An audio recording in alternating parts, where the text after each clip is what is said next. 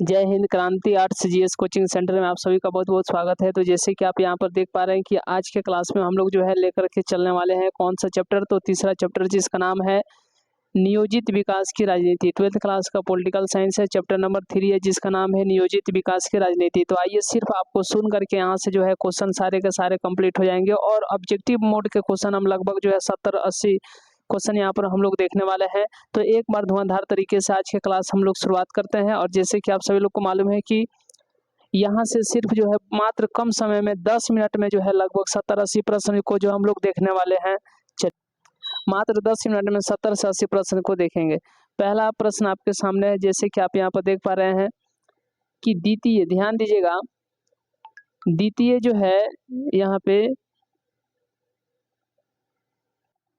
द्वितीय पंचवर्षीय योजना का कार्यकाल क्या था, बताइए। द्वितीय पंचवर्षीय योजना का कार्यकाल 1956 से लेकर के 1961 तक था। यानी ऑप्शन नंबर कौन सा हो जाएगा यहाँ पर? ऑप्शन नंबर यहाँ पर 1961 से लेकर के 1956 से 1961, ऑप्शन नंबर यहाँ पर क्या हो जाएगा? तो बी हो जाएगा। अगला क्वेश्चन देखते हैं कि भारत में वित्तीय वर्ष होता है, बताइए भारत में वित्तीय वर्ष कब से कब तक होता है? तो ये सभी लोग को मालूम है कि 1 अप्रैल से 31 मार्च तक। कब से? 1 अप्रैल से लेकर के 31 मार्च तक। चलिए अगला प्रश्न हम लोग देखते हैं। नेक्स्ट अगला प्रश्न है कि अमूल का संबंध निम्नलिखित में से किससे है? अमूल का संबंध जो है निम्नलिखित में से किससे है? दूध उत्पादन से है। किससे? दूध उत्पादन से है। अगला प्रश्न को हम लोग देखते हैं कि किस दशक से भारतीय अर्थव्यवस्था में राज्य की भूमिका से सीमित कर दिया गया, बताइए। किस दशक से जो है भारतीय अर्थव्यवस्था में राज्य की भूमिका को सीमित कर दिया गया? तो याद रखिएगा यहाँ पर ऑप्शन नंबर कौन सा हो जाएगा? 1980 वाली दशक से। कब? 1980 वाली दशक से। अगला क्वेश्चन हम लोग देखते हैं कि निम्नलिखित में से कौन एक संवैधानिक संस्था नहीं है? कौन जो है? तो याद रखिएगा नीति आयोग। कौन? नीति आयोग। अगला प्रश्न को हम लोग देखते हैं कि भारत में पंचवर्षीय योजना की शुरुआत कब हुई थी? कब हुई थी पंचवर्षीय योजना की शुरुआत? तो ये सभी लोग जानते हैं 1951 में। कब? 1951 में। अगला प्रश्न हम लोग देखते हैं, भारत में प्रथम पंचवर्षीय योजना का कार्यकाल क्या रहा? तो जब 1951 में प्रारंभ हुआ तो बताइए कब से कब तक रहेगा? बताइए कब से कब तक रहेगा? 1951 से लेकर के 1956 तक। कब? 1951 से लेकर के 1956 तक। अगला प्रश्न को हम लोग देखते हैं, प्रथम पंचवर्षीय योजना में कुल कितने रुपए व्यय की व्यवस्था की गई थी? तो अभी हम आपको इससे पिछले क्लास में बताए थे कि 3870 करोड़ रुपए की, ठीक है, 3870 करोड़ रुपए की। अगला प्रश्न हम लोग देखते हैं, किस पंचवर्षीय योजना को औद्योगिक एवं परिवहनीय योजना के नाम से भी जाना जाता है? तो याद रखिएगा किस पंचवर्षीय योजना को? द्वितीय पंचवर्षीय योजना को। अगला प्रश्न हम लोग देखते हैं, चलिए किस पंचवर्षीय योजना को कृषि एवं सिंचाई आधारित योजना के नाम से भी जाना जाता है? तो प्रथम पंचवर्षीय योजना को। अगला प्रश्न हम लोग देखते हैं, भारत में नियोजन व्यवस्था किस देश की नियोजन व्यवस्था से प्रभावित है?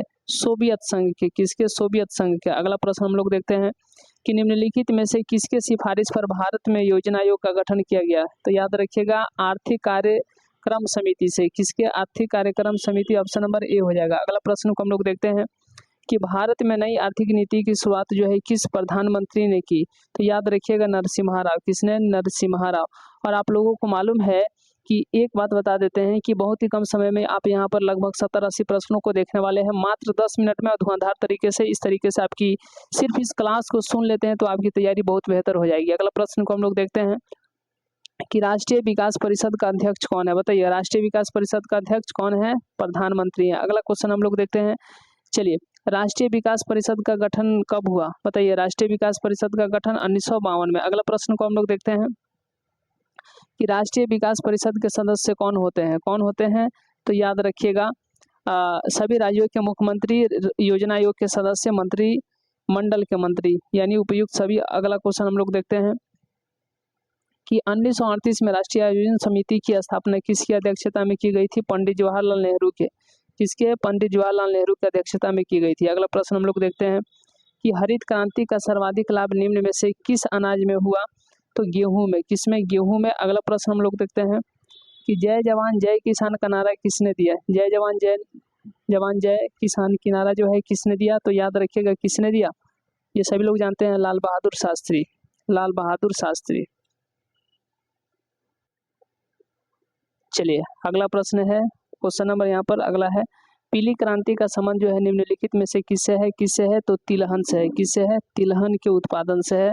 अगला प्रश्न हम लोग देखते हैं कि श्वेत क्रांति का संबंध निम्नलिखित में से किससे है? किससे है श्वेत क्रांति का संबंध? निम्नलिखित में से किससे है? दूध उत्पादन से है। किससे है?